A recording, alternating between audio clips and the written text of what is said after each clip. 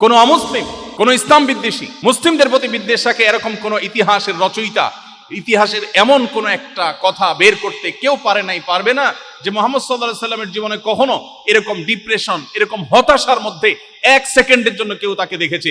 জীবনের এত হতাশার মধ্যে একটা মানুষ এমন ভাবে চলেছেন, যার সাথে কথা বলেছেন মুস্কি হাসে কথা বলেছেন।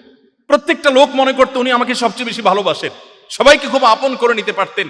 এত বাধার মধ্যে, এত বিপত্তির মধ্যে, খেজুর পাতার বিছানার মধ্যে শুয়ে পেট ভরে কোনোদিন একটি বেলার জন্য উদরপূর্ণ করে খাবার খাওয়ার সুযোগ পান নাই। ক্ষুধার কারণে পেটে পাথর বাঁধতে হয়েছে এবং একের পর এক বাধা বিপত্তির মুখে পড়তে হয়েছে।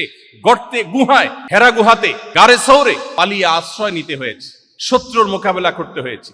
এত বাধার পরও জীবনে একটিবারের জন্য তার কোনো সহচর, শত শত হাজার হাজার লাখো সাহাবী, তার পরিবারের সদস্য, কারোর কাছ থেকে একটিবারের জন্য পাওয়া যায় না তিনি বলেছেন, ও শরত, আমার এখন মেজাজটা গরম আছে।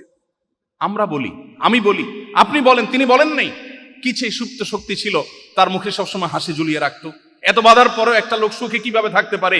সেই সিক্রেটটা হলো কোরআনে কারীম, সেই সিক্রেটটা হলো হাদিসে রাসূল, সেই সিক্রেটটা হলো ইসলাম। সেই ইসলামের ছায়াতলে যদি আপনি আমি আসি, আমরা যদি সেই পরিচয়কে ধারণ করি, সেটাকে সমুন্নত করে ধরে রাখি, সেটাকে উঁচু করে ধরে রাখি, পৃথিবীর কোনো কিছু লাগবে না আমাদের সুখ এবং মানসিক প্রশান্তির জন্য।